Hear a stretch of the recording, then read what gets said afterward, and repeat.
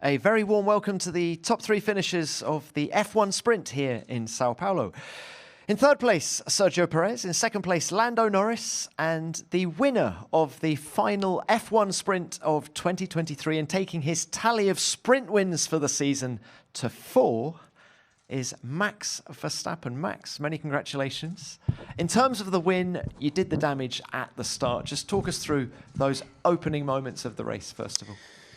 Yeah, I think the initial getaway wasn't that fantastic. I think my release wasn't very good, but then the second bit was very strong and I could get alongside.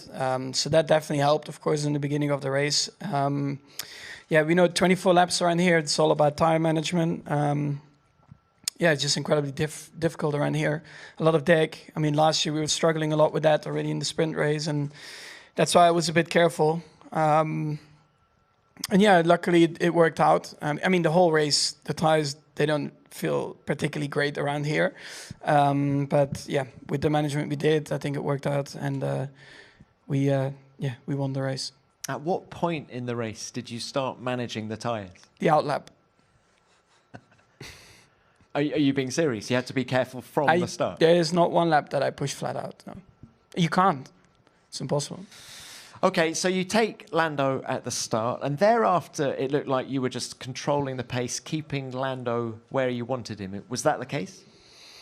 Yeah, it's like, handing a cookie, like... I'm joking. I mean, I think we all, just like I said, it's all about management. And at one point of the race, it looked like, Lando was catching a bit, and then I had a better feeling with the car again, and I could look after the tires a bit better, and then I could pull away again at the end. So yeah, it was close, and I think tomorrow also, we have pit stops in the race, so you never know what can happen. Let's just talk a little bit more about tomorrow. You're going to be starting on the other side of the grid, I guess. Lando cleaned your grid spot for you today. Put some rubber down. Yeah, we'll see. I mean, tomorrow again is also a bit of a different start on full fuel loads. So I think it requires again a bit different, a bit of a different launch. But yeah, we'll find out tomorrow. Right, Max, very well done today. Great job. Lando, talk us through those opening moments of the race from your point of view. Just how good was your initial launch and then the run into turn one?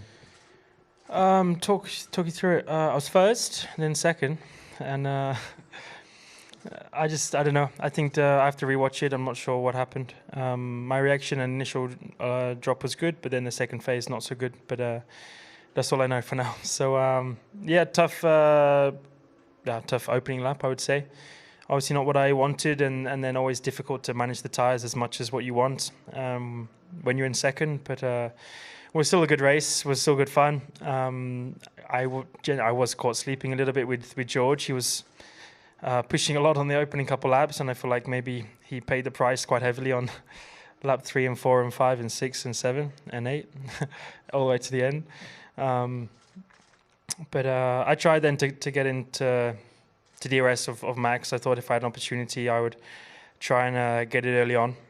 So I could kind of control the race a little bit more from out front and in some cleaner air, but never quite got close enough, and struggled just a little bit too much towards especially the last 5 laps of the race to look after the tyres as much as what Max was able to do. But nevertheless, a strong race and good points.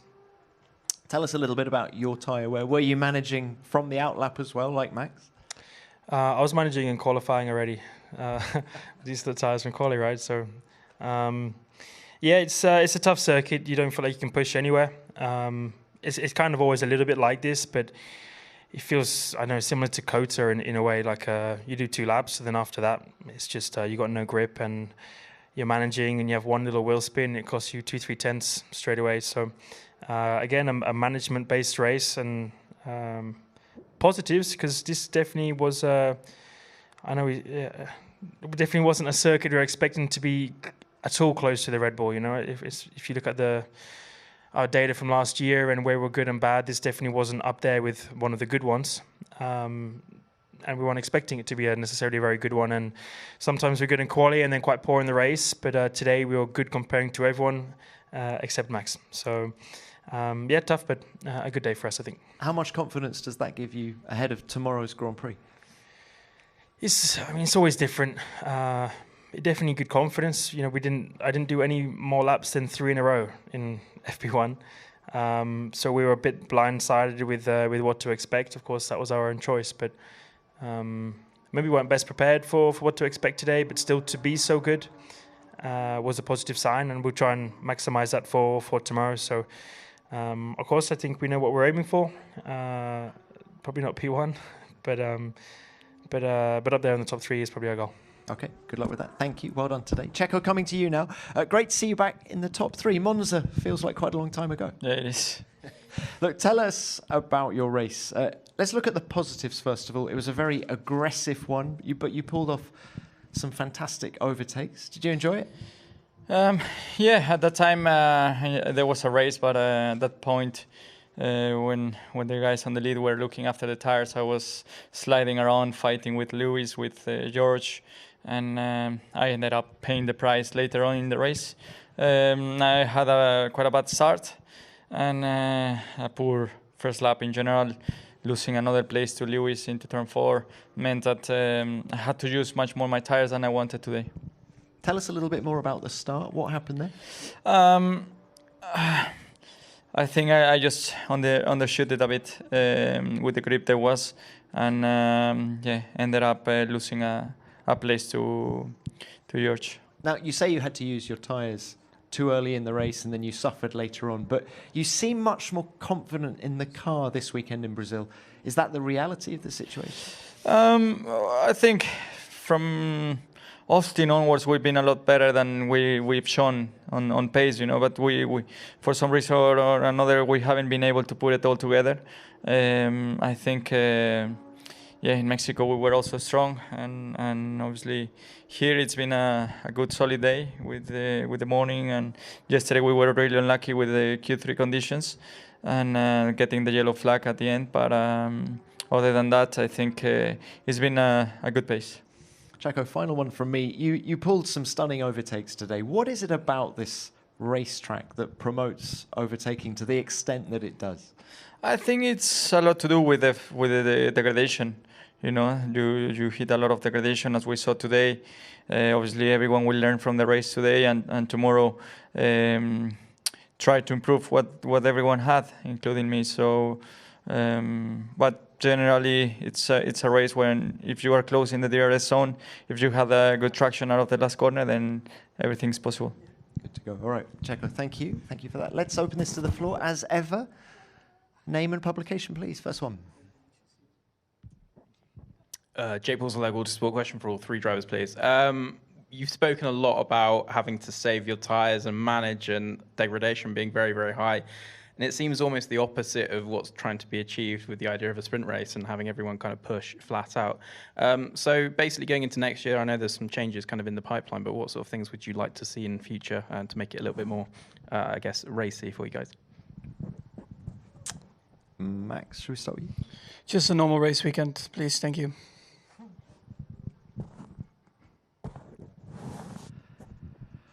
Lando, anything? I'm not interested in any change. I don't like it. Lando, just on the topic of sprints, is there anything you could suggest? On the topic of sprints, nope.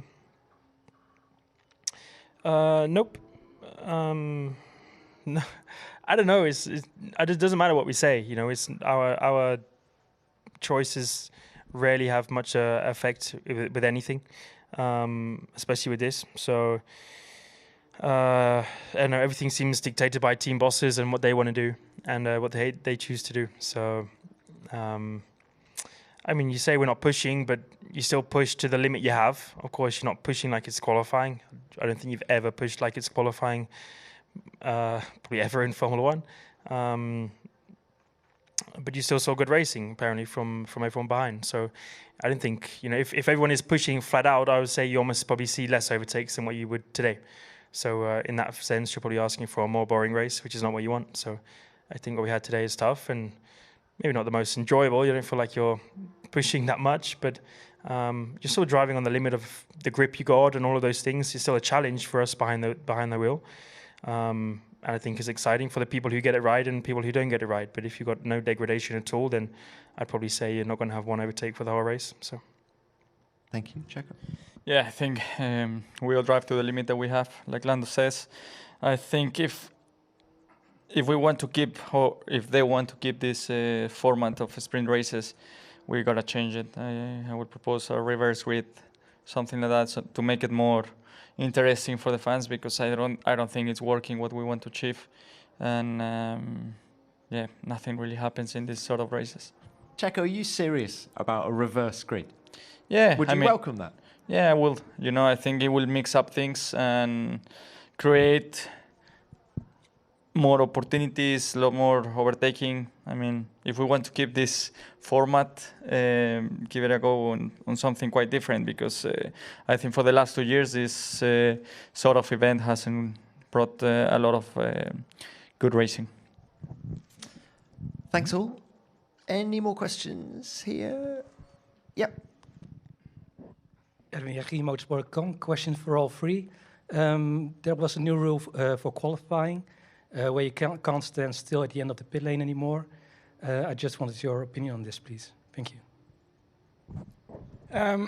Absolutely terrible, I think, because on this track you have quite a long pit exit and there are some walls. But on some other tracks, if we implement this, you're driving very slowly onto a straight where people are passing with 300 plus, and you are maybe driving 15, 20 to make a gap, which is, I think, extremely dangerous. Yeah, so for me, this doesn't work at all. It just creates even more trouble. I mean, look at what was happening yesterday. People going on the grass, including myself, to try and pass cars. Yeah, it's just a mess. Every single qualifying, you have like 6 to 8 cars getting noted for driving too slow with the minimum time. Yeah, I don't know what we're trying to achieve. I don't know, I don't mind, to be honest. Again, we have no say on these rules. They just get implemented no matter if it's we think it's good or bad for the sport.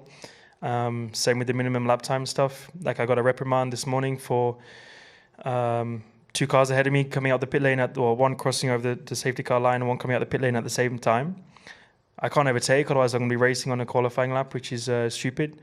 So I have to back off, and therefore I'm below the minimum time, and I get a reprimand for that. Like, it's just a silly thing. Not that the stewards made the wrong decision, it's a rule that shouldn't be in my opinion, because I did absolutely nothing wrong. I didn't block anyone, I didn't get in anyone's way. I've just not overtaken and caused a race in qualifying, and I got a reprimand for that. So just silly things. And even with this, like, it's a tough one. Of course, people do go slowly and things like that, but if you're scared of it, just go out the pit lane earlier and avoid all the queuing. It's quite a simple one. The only point is when you have like 4 minutes left on the clock, or 2 minutes left on the clock, and you've got a guy at the front of the queue who just waits 30 seconds, 20 seconds, does Fernando and Lewis back in McLaren, and then you kind of screw everyone over. So that's the only probably unfair thing, but I don't know, there's just more and more rules for everything, and it just causes more and more havoc for everyone. I think, yeah, this rule that was in place, we all knew the rule, and I think the people that didn't respect it got penalized with it yesterday, and it's how it should be. Whether it's a good thing or not, it's a rule, and we have to stick to them, and we all knew the rules to follow on the pre-events notes. So I think it's good the stewards finally are sticking to the rules. Thanks all three. Let's go to the Zoom next to Scott Mitchell-Mum. Scott. Thank you. It's a question for Lando, please. Lando, as competitive as the McLaren does look, you seem to be making a big difference this weekend, given the gap between you and Oscar. I wonder, how well do you think you're driving this weekend? I know you said after qualifying earlier, to use your words, that you're so shit at qualifying, but what do you really think about the performance you've done this weekend? I mean, obviously I know probably a bit more than what everyone sees, but my last few weekends have been very strong. I'd probably say like the last 4 or 5 weekends have been sort of my strongest in terms of absolute pace and extracting the maximum out of the car. I've just made those silly little mistakes, here and there in qualifying, whether it was Mexico or previous races.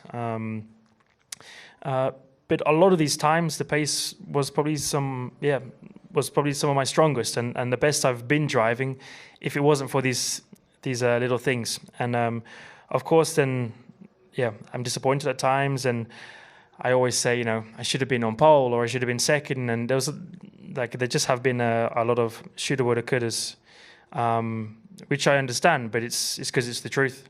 I think today we proved it, that yesterday we probably should have been on pole if we did as good of a job as we did today. That same goes for us in Qatar, and the last 2-3 weekends. I feel like I've been on top of things a lot more, and I have felt very comfortable. There's still a lot of things which I'm not comfortable with, but I definitely feel most on top of the car that I ever have been, and some of that is figuring out weaknesses that I have with the car and just things that I'm struggling with, and some of it is just just confidence and putting things together and executing laps and executing good races and things like that. So I don't think it's just this weekend or anything suddenly changed, but here, Mexico, Suzuka, Texas, Qatar, I think all of these have been some very good races, very good performances, extremely good pace, probably in every single one, but just a few too many of these little mistakes. And I think that's why I've been disappointed, is when you're missing out on a pole or a P2, you feel like you've missed out on some very good opportunities, and we need it for the championship. We won it against Astons and things like that. So just some difficult moments and things I know I need to work on as a driver, but I know it and I'm working on it. So a good weekend for me so far. Of course, not a great job as a team yesterday in qualifying, but I feel like we made up for it today. Thank you, Lando. Let's stay on the Zoom and hop down under. Matt Koch, please. Thanks, Tom. To all three, if I may, please, and just picking up on something that Lando said about the drivers not being listened to. It's not the first time that those comments have sort of been made across a couple of different topics. You've got the GPDA to represent you, but it doesn't have any formal power. Do you as drivers feel that you listen to both, I guess, as individuals and through the GPDA? And would you like to see some sort of formal representation in things like the F1 Commission and the governance of the sport? I'll just correct you, because you're probably going to headline it, stewards don't listen to what drivers say, but I definitely didn't say that. I just said that we don't have control of the decisions. Of course, they listen to us and they take it on board, but if we go, can you please do this all of a sudden? Of course, they listen to it, but it doesn't mean it's going to be something that gets changed straight away, and sometimes it's for later on down the line, so don't misquote me. Thanks.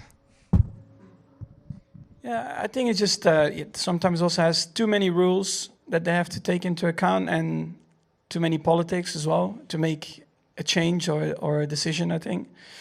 I mean, of course, I would like to, as a GPDA, to have a say. I mean, I would like to be the owner of F1 if I could, you know what I mean? But that's not the real world. We keep, expressing our concerns, but also, what has been done correctly, and we keep that, dialogue, let's say, open. We try to always, make them listen, and we listen as well, and we try to communicate, and we'll see what comes out of it, in the coming years.